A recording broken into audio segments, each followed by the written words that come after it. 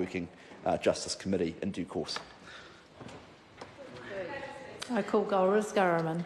Madam Speaker, it's a pleasure to rise in support of this bill. In an age of mass data collection, in an age of Facebook leaks that affect the outcomes of elections, Facebook leaks that affect thousands of New Zealanders right here, mass spying by our own government agencies under the previous government, as we found out.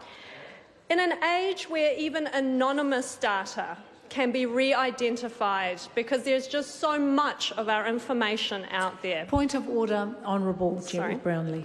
Mr. Speaker, that's a completely unacceptable statement for anyone to have made in this House, and I think it should be withdrawn and apologised for. The previous government was not mass spying on New Zealanders. That is not something that's been found out because it never existed, never happened. It's a fiction put about by the Green Party.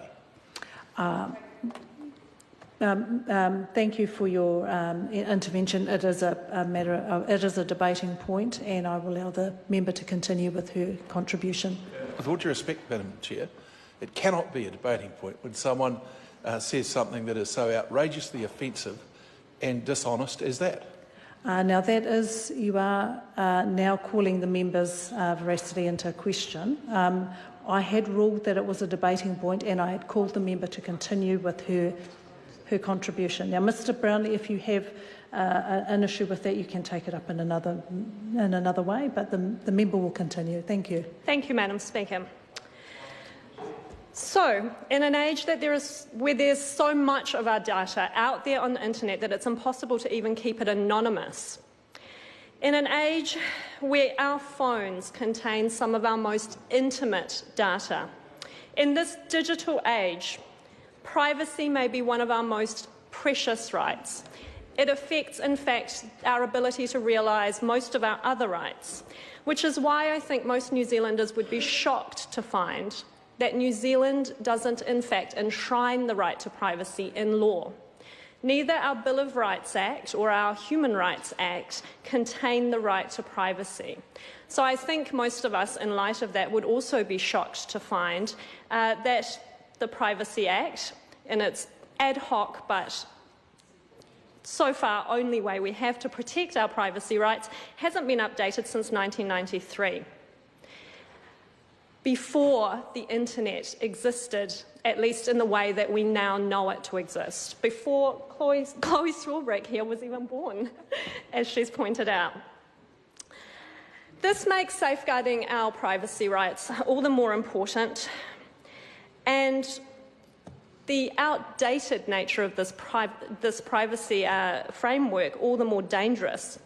We are vulnerable to corporate breaches, to governmental breaches, whether deliberate or accidental. Updating this law has been so overdue, and I'm so pleased that this government has put it on the agenda so urgently. Even in the last 2 weeks since this bill was introduced, privacy breaches have overtaken news. There's been 63,000 New Zealanders affected by the Facebook breach, a breach that corporation believes falls outside our Privacy Act. We've had a government agency, in this case the Immigration New Zealand, using a risk assessment tool that may have been discriminatory, may have been misusing data. Privacy rights are a passion of mine. I came into this House as a human rights lawyer with this on my agenda. So I was pleased that I was able to raise this issue with the Minister of Justice, Honourable Andrew Little, who has now brought this bill. And I am confident that this bill goes some way to fill the existing holes in our law when it comes to protecting our privacy.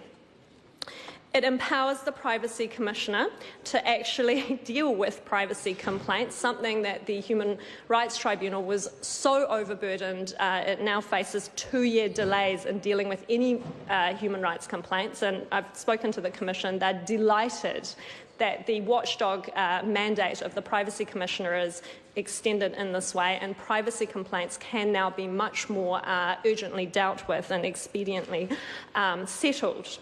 The bill introduces additional ways to enforce information privacy principles. For example, the Privacy Commissioner will now be able to make binding decisions on complaints about access to information where that's needed. It can require agencies that hold our private information to actually issue notices, letting people affected, letting the Commissioner or the Office of the Commissioner know when a breach has occurred before harm ensues. Up until now, people affected would have to wait until there was harm before they even found out that there had been a privacy breach. The bill requires this kind of notice, putting an onus on agencies holding our private information, essentially emphasising the right to privacy in a binding way. It also finally strengthens cross-border data flow protection. It clarifies the application of our law when New Zealand agencies use offshore services to hold our data. It's astounding to me that that wasn't something that was clear in our law until now. These are all great first steps. I'll be working hard to introduce further steps. One of those will be protection against discrimination in risk assessment algorithms. This is something that most Western nations actually have. It's not radical at all. The EU protects against the use of discriminatory identifiers like race, like age, like gender, disability, sexual orientation in algorithms that assess risk, in algorithms that are then used to decide who gets resourced, who gets opportunities in law. This is something that we do need to work on, and I do hope that either the select committee process or another piece of work, legislative work, that we can initiate in this government will actually address that. In the human rights sector, we've known for quite some time that algorithms are in use by government agencies in New Zealand that determine whether someone, often a child, is at risk of underachieving in a certain area and so doesn't deserve resource. The United Nations Committee on the Rights of the Child, in our last reporting cycle, actually asked that New Zealand introduce legislation to protect against this. It found that it was a breach of our children's rights.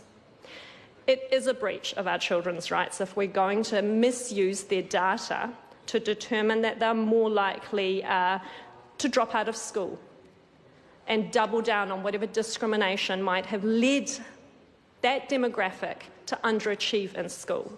Or if we determine that they're more likely to be at risk of abuse or neglect and they should be removed based on these discriminatory identifiers. So doubling down on discrimination is one of the ways that our data is being used or misused to do, and I want all data to be finally secured against that. Mass data collection now does determine what information we can see on our Facebook feeds, on the internet, whenever we're online. Who might be a criminal or a terrorist? It determines who might get health insurance, who might get a job. These questions used to be answered by human beings, and now they're being used increasingly to be answered by automated decision-making systems. We need protections against our data to acknowledge this.